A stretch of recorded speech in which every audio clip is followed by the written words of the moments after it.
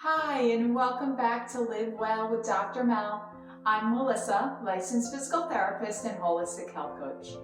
If you haven't yet subscribed to my channel, go ahead and click that subscribe button.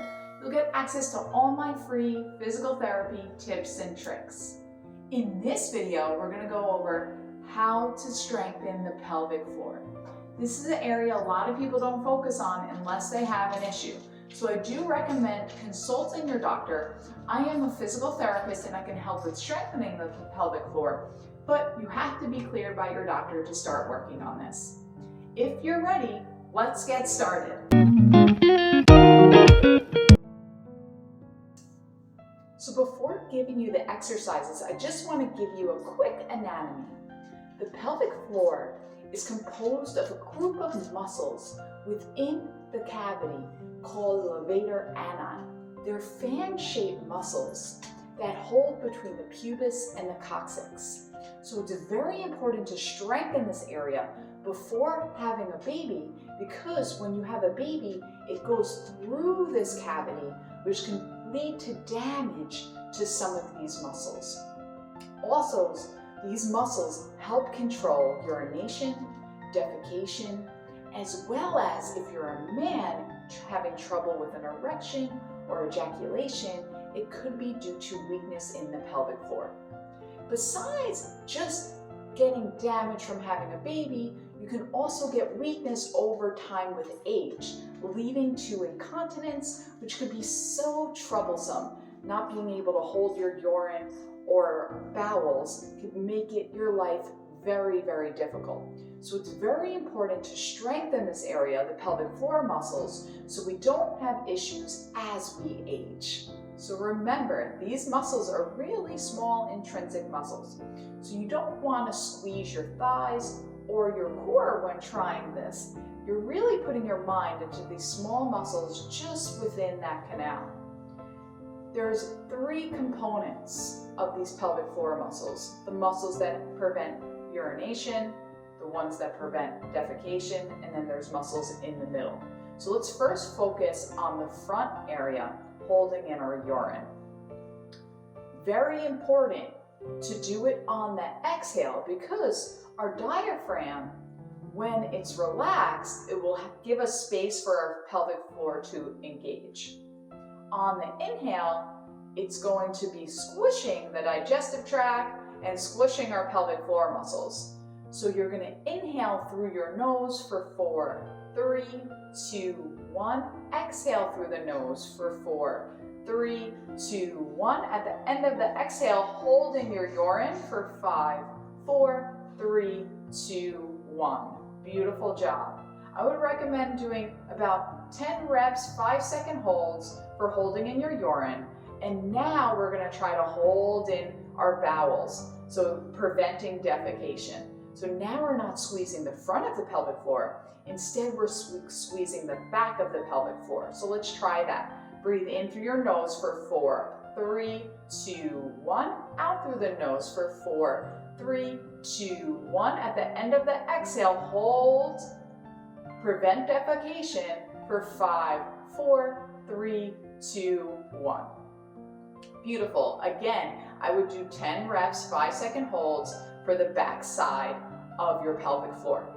Then what component have we left out? The central. So let's try that.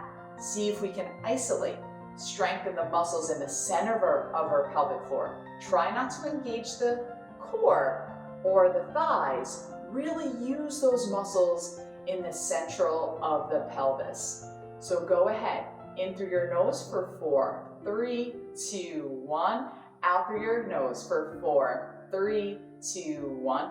Hold the central component for 5, 4, 3, 2, 1. And again, I would do 10 reps, 5-second holds. You can repeat this about 3 times a day.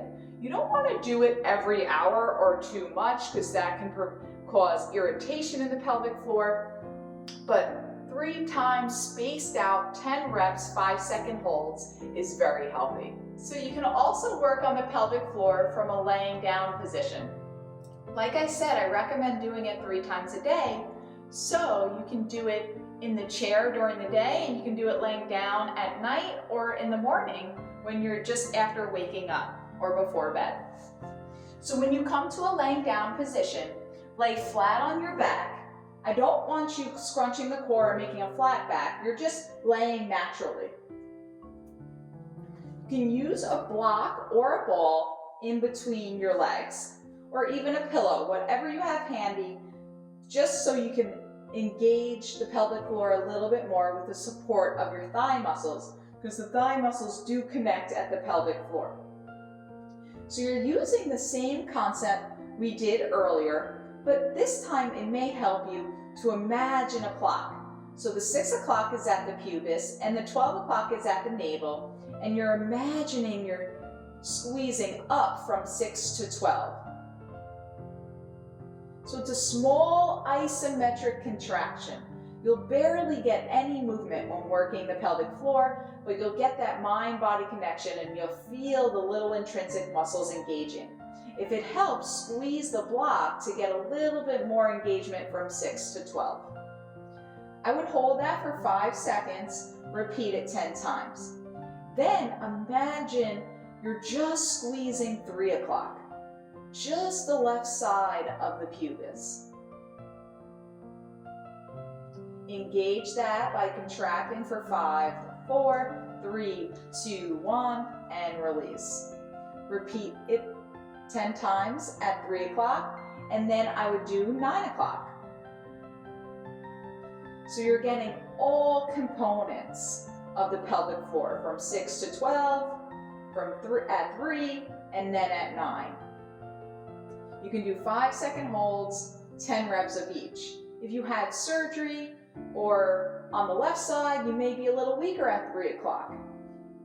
It's important to be aware of where you're weak in your pelvic floor so you can work on it and you're balanced in all areas.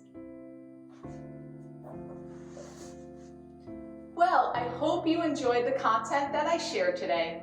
I know it can be a little tricky area to engage if you haven't worked on pelvic floor before. So if you have any comments or questions, feel free to leave me a comment. I will happily reply. Stay healthy and well. See you next time.